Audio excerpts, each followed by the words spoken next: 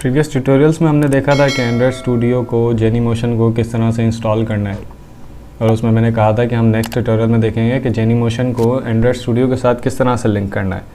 तो लिंक करने के लिए हम वैसे तो प्लगइन डाउनलोड करना पड़ेगा हमें एक जेनीमोशन का, वो हम डायरेक्ट यहाँ से भी कर सकते हैं, लेकिन देख लेते हैं कि प्रोजेक्ट क्रिएशन भी किस तरह से होगी। प्रोजेक्ट क्रिएशन करते हैं, फिर जब उसको रन करने का टाइम आएगा तो फिर हम जेनीमोशन का जो प्लगइन है वो डाउनलोड करेंगे। तो यहाँ पे आपको एक्टिविटीज़ दिखा रहा है कि कौन सी एक्टिविटी रखनी है। No activity, basic activity, navigation रखना है, एडमॉब रखना है, मैप, गूगल मैप रखना है, लॉगिन रखना है।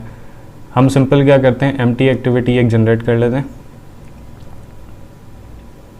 अब यहाँ पे ये दिखा रहा है आपको कि माय एप्लीकेशन नेम क्या रखना है, पैकेज नेम क्या रखना है। तो एप्लीकेशन आप कुछ भी रख लें, मैं रख रहा हूँ माय फर्स्ट एप्लीकेशन। तो ये आपने देखा कि पैकेज नेम के अंदर यहाँ पे माय फर्स्ट एप्लीकेशन ये चेंज हो गया। एक तो बात है कि आपने पैकेज नेम को जो है वो बड़ा ध्यान से और देख के रखना है, क्योंकि पैकेज नेम चेंज तो हो जाता है बाद में, ऐसा नहीं है कि चेंज नहीं होता, चेंज हो जाता है, लेकिन उसका थोड़ा एक लेंदी प्रोसेस है, काफ़ी कोई 8-9 के करीब उसके स्टेप्स हैं। तो इसलिए बेहतर है कि हम स्टार्टिंग में पैकेज नेम जो है वो देख के ध्यान से रख लें। एक और जो यहाँ पे इशू आता है कि हमारा जो कंप्यूटर नेम होता है, अगर उसमें किसी ने स्पेसिंग यूज़ की हुई है, जैसे कंप्यूटर नेम में स्पेसिंग फ़ारूक अली, तो इसमें अगर स्पेसिंग यूज़ की हुई है तो वो आपको एक एरर देगा। यहाँ पे रेड लाइन से आपको एक एरर देगा कि आपके कंप्यूटर नेम में जो है वो स्पेसिंग है। तो उसको जो है आप सही कर लीजिए, उस स्पेसिंग को ख़त्म कर दीजिए, नहीं तो डीबग नहीं होगा आपका जो प्रोजेक्ट है, वो आपका रन नहीं होगा प्रोजेक्ट। नेक्स्ट यहाँ पे लोकेशन बता रहा है, लैंग्वेज कौन सी रखनी है, जावा या कॉटलन। ये मिनिमम एसडीके दिखा रहा है, तो मिनिमम एसडीके हम 4.4 रख लेते हैं। यहाँ पे चेक करें तो ये आपको रन टाइम पे बता भी रहा है, रियल टाइम पे, कि 4.4 रखने पे आप जो है वो 98.1% डिवाइसेस को जो है उसके ऊपर आपकी जो एप्लीकेशन है वो रन करेगी। टारगेटेड डिवाइसेस आपकी 98.1% है। ये हमारे यहाँ पे कंप्लीट हो गया। हम सिंपल क्या करते हैं, फिनिश। प्रोजेक्ट हमारा क्रिएट हो रहा है।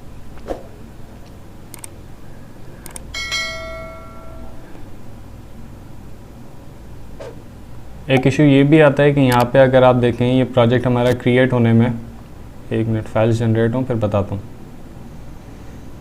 प्रोजेक्ट क्रिएट होने में यहाँ पे ग्रेडल फाइल जो है वो बिल्ड हो रही होती है, इंपोर्ट हो रही होती है। तो उसके लिए ये बहुत ज़्यादा ग्रेडल इंपोर्ट करने में बहुत ज़्यादा टाइम ले जाता है। टाइम किस वजह से लेता है, टाइम इस वजह से रहता है कि आपके जो सिस्टम की रियल टाइम प्रोटेक्शन है वो ऑन होती है, जो आपने एंटीवायरस इस्तेमाल कर रहे हैं। अगर रियल टाइम प्रोटेक्शन उसकी ऑन है तो वो क्या करेगा कि जैसे ही बिल्ड फाइल आपकी एक फ़ाइल जनरेट करेगी, वो उसको स्कैन करना लग जाएगा, दूसरी जनरेट करेगी फिर उसको स्कैन करने लगेगा, तीसरी करेगी फिर उसको स्कैन करने लगेगा। तो उसके लिए हमारे पास सिंपल प्रोसेस क्या है कि बिल्ड हमारा जो टाइम है इसका कम हो जाए, तो हमने सिंपल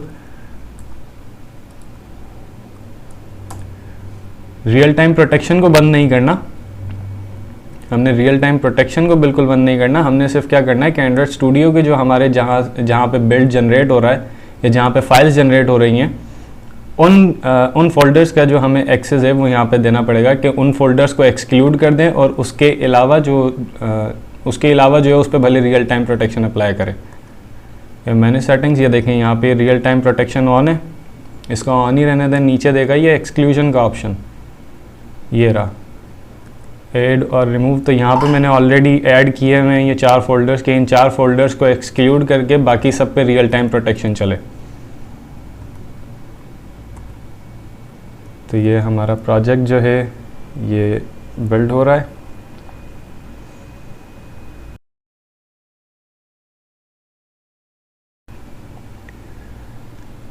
यहाँ पे देख लेते हैं, यहाँ पे कुछ फाइल्स हैं कि ये मैनिफेस्ट फाइल है। मैनिफेस्ट फाइल किस लिए इस्तेमाल होती है, मैनिफेस्ट फाइल में आपका जो है वो सारी इन्फॉर्मेशन होती है। पैकेज नेम है, ये यहाँ पे दिया हुआ है, एप्लीकेशन नेम होता है, और एप्लीकेशन नेम के अलावा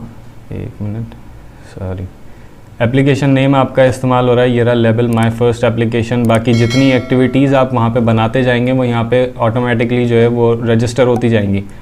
अगर रजिस्टर्ड नहीं हो, आप एक्टिविटी बना रहे हैं, वो तो ऑटोमेटिकली रजिस्टर हो जाएगी, लेकिन अगर आपने कोई जावा क्लास बनाई है तो वो आपको यहाँ पे रजिस्टर करनी पड़ेगी। उसके अलावा परमिशंस जो हमें लेनी होती हैं स्टोरेज एक्सेस करने के लिए, ब्लूटूथ परमिशन हो गई, और उसके अलावा डिफरेंट परमिशंस जो हमारे पास हैं वो हमें यहाँ पे देनी पड़ेंगी। रजिस्टर इंटरनेट परमिशन है वो हमें यहाँ पे रजिस्टर करनी पड़ेंगी। ये हो गया मैनिफेस्ट फाइल। बाकी यहाँ पे आपकी जो जावा क्लासेस हैं वो जनरेट होंगी। RES ये आपका रिसोर्स फोल्डर है।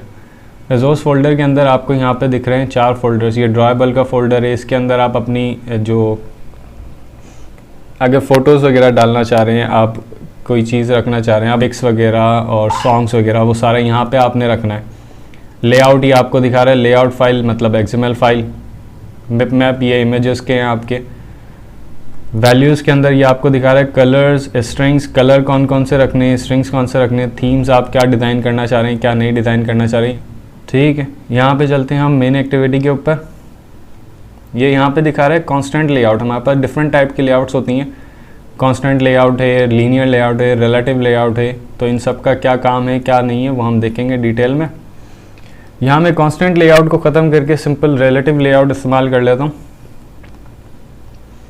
ज़्यादा कुछ चेंज नहीं करना पड़ेगा, सिर्फ इसको ख़त्म कर देते हैं।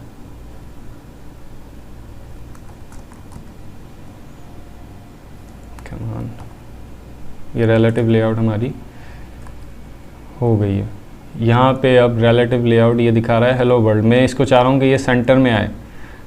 तो सेंटर के लिए हमें क्या करना पड़ेगा, तो मैं चाह रहा हूँ कि ये जो हेलो वर्ल्ड है ये सिंपल हमारे पास सेंटर में आ जाए। तो मैं क्या करूँगा, इसके लेआउट ग्रेविटी जो है वो सेट कर दूँगा, लेआउट सेंटर इन पेरेंट ट्रू। ये हमारा आ गया सेंटर पे। ठीक है, इसके अलावा आप काफ़ी चीज़ें जो है वो डिफ़ाइन कर सकते हैं। जैसे टेक्स्ट, आप टेक्स्ट साइज़ क्या रखना चाह रहे हैं। टेक्स्ट साइज़ मैंने रखा है लेट्स से 15 SP, छोटा है 20 SP। तो ये विजिबल है लेट्स से 25 SP। ये यहाँ पे हेलो वर्ल्ड दिखा रहा है, हम इसको चेंज कर देते हैं माय फर्स्ट एप्लीकेशन। ठीक है, इसी को रन करके चेक करते हैं कि क्या ये हमारे पास कोई रन हो रही है नहीं हो रही है, क्या इशू है नहीं है। तो उसके लिए मैंने आपको कहा था जेनीमोशन पे रन करके चेक कर लेते हैं। हम यहाँ पे इस पे भी रन करके चेक कर लेते हैं। जो एंड्रॉयड एमुलेटर इसने हमारा डाउनलोड किया था वो यहाँ पे दिखा रहा है पिक्सल 3a API 30। तो AVD मैनेजर से मैं उसको पहले रन कर लेता हूँ, क्योंकि मैंने आपको बताया था कि वो स्लो है तो वो लोड होने में थोड़ा टाइम लगेगा। जब तक वो लोड होगा हम अपना जो प्लगइन है वो डाउनलोड कर देंगे। प्लगइन डाउनलोड करने के लिए ये फाइल सेटिंग्स,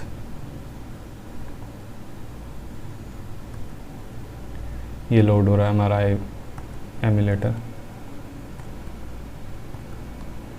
तो यहाँ पे मार्केट प्लेस पे ये प्लगइन्स पे हमें जेनीमोशन डाउनलोड करना है। ये इंस्टॉल, जेनीमोशन जो था हमारा वो इंस्टॉल हो चुका है और अब हम अपना जेनीमोशन एंड्रॉयड स्टूडियो के साथ यूज़ कर सकते हैं। तो इसके लिए हम जेनीमोशन को भी रन कर लेते हैं।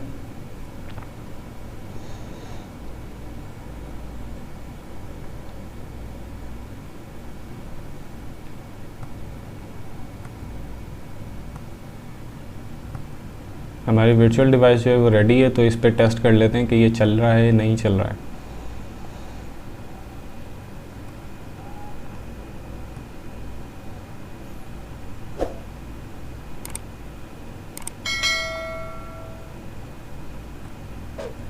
अभी वो नीचे आपको दिखा रहा है कि प्रोजेक्ट बिल्ड हो रहा है। ये सिस्टम UI वेट मैंने आपको बताया था स्लो है। जो नीचे आपको दिखा रहा है कि ग्रेडल बिल्ड फाइल जो है जो हमने चेंजिंग वगैरह की है वो सारा बिल्ड हो रहा है। फाइल्स जनरेट होंगी, APK जनरेट होगा, फिर उसके बाद इंस्टॉल होगा। यहाँ पे हमारी जो एप्लीकेशन थी वो रन हो चुकी है। ठीक है जी, ये इसको ऑन करते हैं अपने डिवाइस को।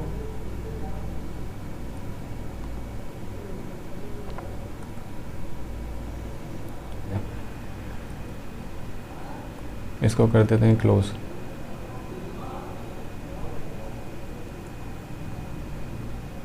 यहाँ पे ये हमारी जो डिवाइस है वो रेडी हो गई है। रेडी हो रही है। तो यहाँ पे ये उसने रीड कर लिया है कि एक कस्टम फ़ोन भी जो है वो एमुलेटर आपके पास ऐड हो चुका है। वो कस्टम एमुलेटर कौन सा है, ये जेनीमोशन का। तो ये रेडी हो तो हम इस पर रन करके चेक करते हैं। तो ये एमुलेटर हमारा रन हो चुका है, इसके ऊपर रन करके चेक करते हैं एप्लीकेशन। जिस भी एमुलेटर पे आपने रन करना है उसको यहाँ से सिलेक्ट करना पड़ेगा। अभी कस्टम पे कर रहे हैं, अगर API या 30 पे अगर हम कर रहे होते तो इसको सिलेक्ट करना पड़ता।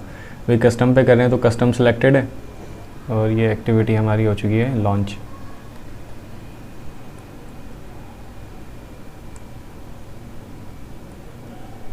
हमने जो एप्लीकेशन इंस्टॉल की है वो चेक करते हैं। ये रही हमारी एप्लीकेशन, इसको दोबारा रन करते हैं। सक्सेसफुली हमारी एप्लीकेशन जो है वो रन भी हो रही है। बाकी सब जो सॉल्यूशंस बताए थे उनके अलावा भी अगर जेनीमोशन आपके पास एरर दे रहा है तो उसके लिए आपको चेक करना पड़ेगा कि आपका वीडियो ड्राइवर, डिस्प्ले ड्राइवर जो है वो अपडेटेड है या नहीं। अगर अपडेटेड नहीं है तो उसको अपडेट कीजिए, आपका एरर ख़त्म हो जाएगा। अगर विंडोज़ 8 इस्तेमाल कर रहे हैं तो बेहतर यही होगा कि 8.1 या 10 पे आप स्विच कर जाएं, शिफ्ट हो जाएं, क्योंकि 8 के जो अपडेटेड वर्जन हैं वो आना बंद हो गए। अगर आपको कहीं से मिल जाए और वो काम कर जाए आपका अपडेटेड वर्जन तो बेहतर है, नहीं तो 8.1 पे आप डायरेक्ट साइट पे जाके उसकी जो है वो अपग्रेड कर सकते हैं उसको 8 से 8.1 पे। तो वीडियो को इसी के साथ ख़त्म करते हैं।